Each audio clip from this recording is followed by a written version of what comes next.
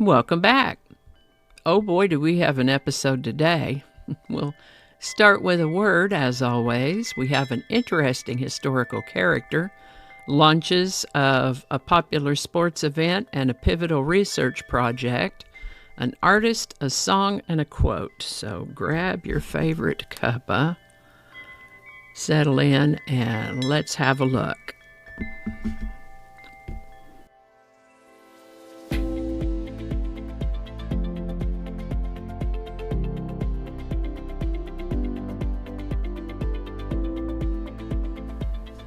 Hi there, and welcome to This Day in History for July 13th. July 13th is the 194th day of the year in the Gregorian calendar, 195th in leap years, with 171 days remaining to the end of the year. So many times when we get to the song of the day, there's mention of an album. So for today's word, let's look at the word album. Album is a noun with several meanings. The various meanings of the word album are related in that they all have to do with a collection of something contained in one unit. An album may be a collection of recorded music, usually released as a single work. An example sentence in this case could be, Taylor Swift's latest album topped the charts. An album may also be a book or digital collection of photographs, stamps, postcards, or other items, as in, my grandmother kept a beautiful family photo album. An album might also be a collection of writings, sketches, or keepsakes gathered together, as in, the artist published an album of drawings. You've heard me mention compilation albums before. Other examples may include such things as a concept album, a live album, a tribute album, a double album, an autograph album, and so on. The word album comes to us from a Latin word that means white or white surface.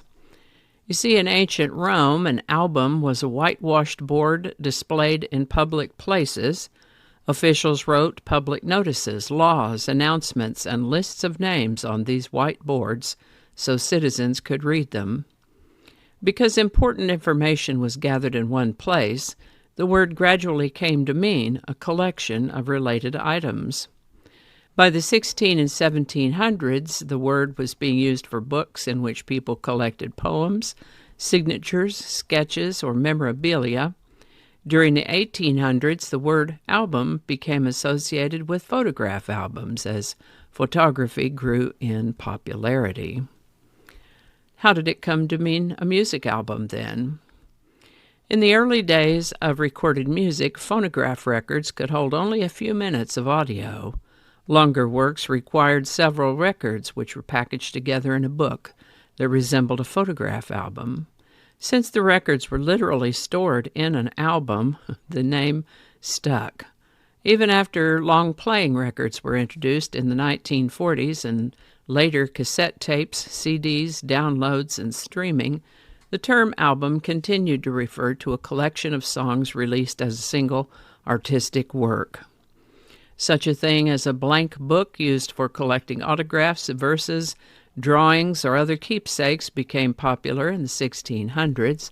Its use for a collection of music dates to the early 1900s and became especially common in the 1930s and 1940s with sets of phonograph records. Nowadays, while streaming has changed how people listen to music, artists still release albums because the format allows them to tell a larger story through a carefully arranged sequence of songs. In a way, the modern music album still reflects the world's ancient Roman roots, a place where related ideas are gathered together and presented as a unified whole. Album. This is the birthday of a fellow named John Dee, born July 13th, 1527, in the Tower Ward of London, England. He came to be a remarkable and mysterious figure in the Elizabethan era. He was a mathematician, astronomer, geographer, teacher, and advisor to Queen Elizabeth I. In a time when the boundaries between science and the supernatural were far less defined than they are today, Dee pursued both rigorous scholarship and the study of astrology, alchemy, and what he believed was communication with angels. A brilliant academic, Dee studied at Cambridge and later traveled throughout Europe, learning from many of the great scholars of his day. He became a strong advocate for mathematics, believing it was the key to understanding both the natural world and God's creation. He also helped advance navigation and cartography, advising English explorers and promoting overseas voyages that would lay the groundwork for England's emergence as a global maritime power. In fact, Dee was among the earliest thinkers to promote the idea of a British Empire. Despite his scientific accomplishments, Dee is perhaps best remembered for his fascination with the occult. Along with his associate Edward Kelly, he claimed to receive messages from angels in what became known as the Enochian language. These unusual pursuits made him both famous and controversial during his lifetime. In his later years, Dee's fortunes declined.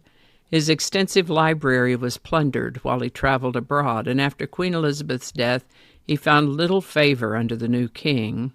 He died in relative obscurity around 1609, but his extraordinary life continues to fascinate historians. Today, John Dee is remembered as a Renaissance man, a scholar whose curiosity spanned mathematics, exploration, philosophy, and the mysteries of the unseen world. His precise date of death is unknown, as both parish registers and Dee's gravestone are missing, so late 1608 or early 1609. John Dee was 81 at the time of his passing. This summer, the FIFA World Cup brought teams and fans from around the world to America.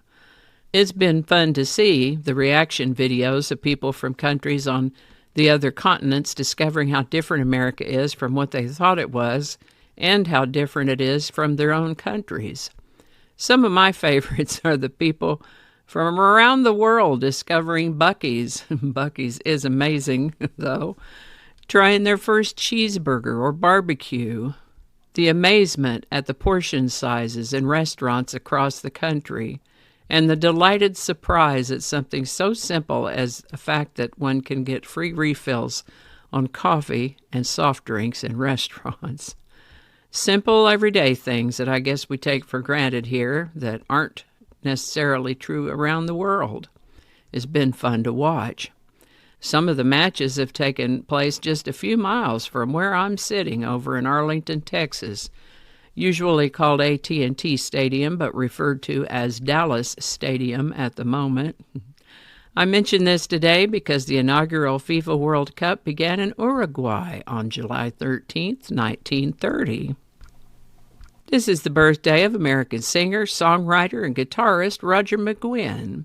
Born James Joseph McGuinn III on July 13th, 1942 in Chicago, Illinois, he's best known as frontman, lead guitarist, and driving creative force behind the Byrds. Before forming the band in 1964, McGuinn honed his skills as a folk musician, performing with groups such as the Limelighters and the Chad Mitchell Trio, and working with artists including Bobby Darin and Judy Collins. His vision of combining the lyrical depth of folk music with the energetic sound of the Beatles helped create the Byrds' signature folk rock style. His distinctive 12-string Rickenbacker guitar became one of the defining sounds of the 1960s. Its bright, chiming tone can be heard on classics such as Mr. Tambourine Man, Turn, Turn, Turn, and 8 Miles High.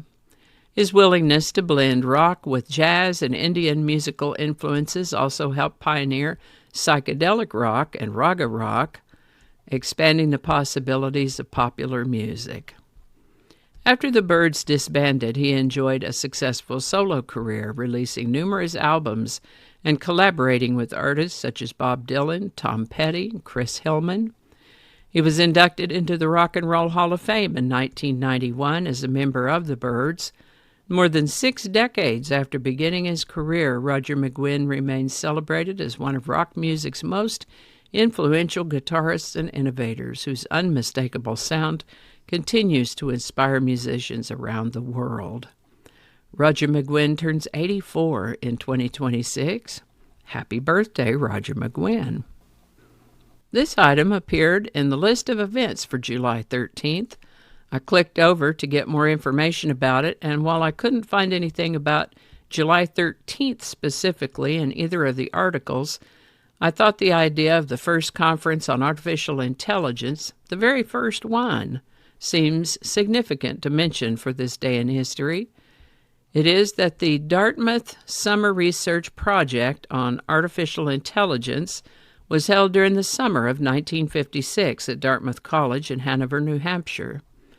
Widely regarded as the event that gave birth to the modern field of artificial intelligence, this event was organized by 4 pioneering researchers: John McCarthy, Marvin Minsky, Claude Shannon, and Nathaniel Rochester, and brought together mathematicians and scientists to explore this bold question: could every aspect of human intelligence eventually be described so precisely that a machine could simulate it? It was for this proposal that John McCarthy coined the term artificial intelligence, a name that has remained ever since. The organizers hoped to make rapid breakthroughs, but the workshop was less a structured research project than a series of lively discussions and brainstorming sessions. This initial event lasted about 6 to 8 weeks. Participants debated subjects such as machine reasoning, symbolic logic, learning, language, and problem-solving, ideas that would shape AI research for decades. While no single revolutionary discovery emerged from the meeting, it established the intellectual foundation for an entirely new scientific discipline. Today, historians often describe the Dartmouth workshop as the constitutional convention of AI. Many of the attendees went on to found influential AI laboratories and develop technologies that transformed computer science, making this modest summer gathering one of the most consequential meetings in the history of modern technology. When I saw Roger McGuinn's name on the birthday list, immediately came to mind the song 8 Miles High by the Byrds. The Byrds had come together as a band in Los Angeles, California in 1964. They were pioneers in the genre of folk rock with beautiful harmonies coupled with a guitar technique on Roger McGuinn's 12-string Rickenbacker guitar, a sound he called Jingle Jangle. Today's song, 8 Miles High, was released as a single in March of 1966 and later was included on their album Fifth Dimension. It's widely regarded as one of the most influential songs in rock history. Written by Gene Clark, Roger McGuinn, and David Crosby, it marked a bold departure from the band's earlier folk rock sound and helped usher in the era of psychedelic rock.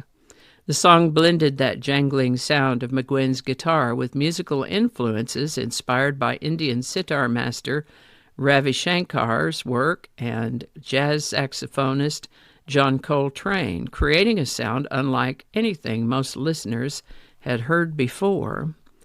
People were given to assume the title and lyrics referred to drug use, but the Byrds insisted the song was inspired by the band's 1965 flight to England and their experiences touring there. The lyrics describe unfamiliar sights and feelings of arriving in London, while also reflecting the group's mixed reception from the British music scene. Even so, the song's ambiguous imagery led to accusations that it promoted drugs, and several U.S. radio stations banned it shortly after its release.